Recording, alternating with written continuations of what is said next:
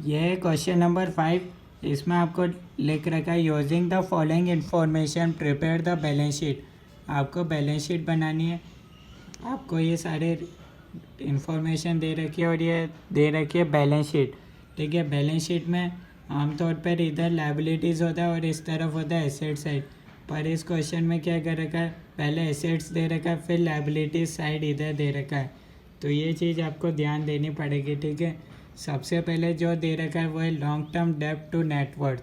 तो इस क्वेश्चन का सॉल्यूशन अपन देखते हैं।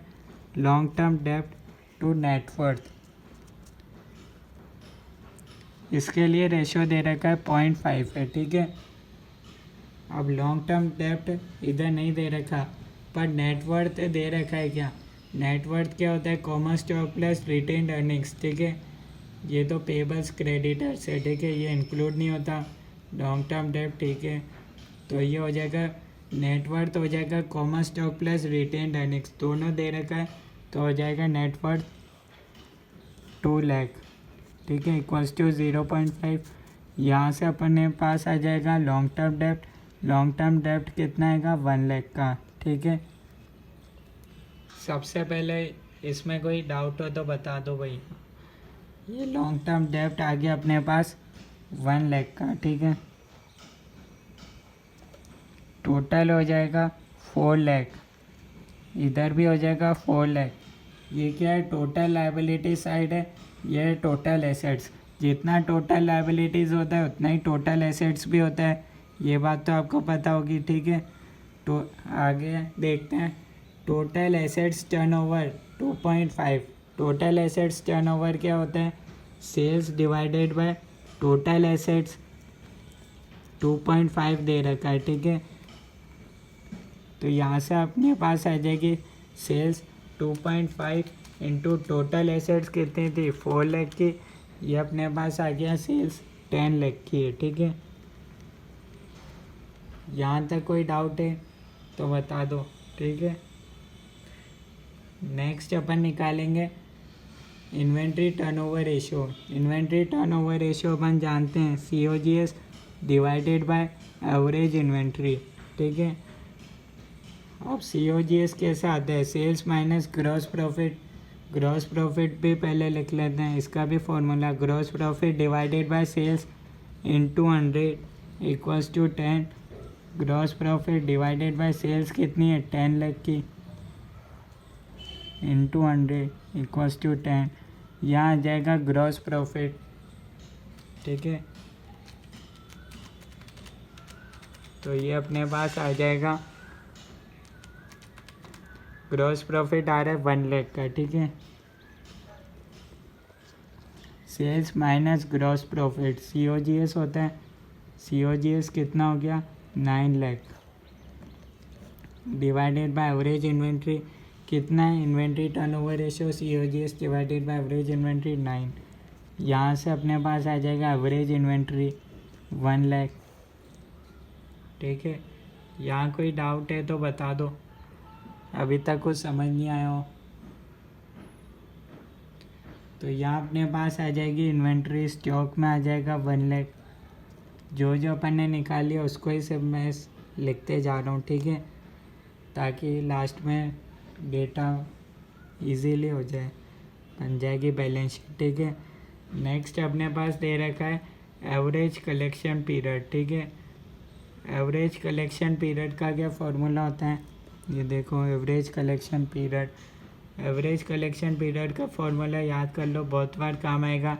Receivables divided by credit sales into 360। 360 क्यों लिखा? क्वेश्चन में दे रखा है, अदरवाइज़ क्या लिखते हैं? 365 ही लिखते हैं। ठीक है, अब यहाँ क्वेश्चन में रिसीवेबल्स तो अपने पास है नहीं। ठीक है, तो पर पीरियड दे रखा है। ठीक है, 18 डेज़ का पीरियड दे रखा है। Receivables divided by credit sales.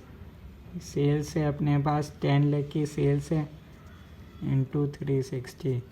यहाँ से अपन निकाल लेंगे रिसीवेबल्स। कैलकुलेटर पे ये सॉल्व करोगे तो आपके पास आएगा answer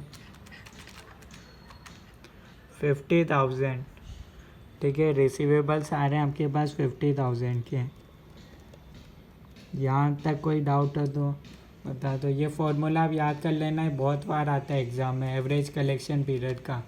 receivables divided by credit sales into 365। 365 लिखते हैं, पर क्वेश्चन में बोला है 360 लेना है, इसलिए इधर 360 लिया, अदरवाइज अपन 360 लेते हैं। ठीक है। यहाँ से अपने पास आ गए रिसीवेबल्स 50,000 के। ठीक है।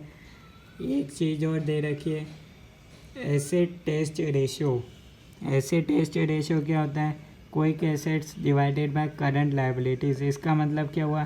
Quick assets equals to current liabilities.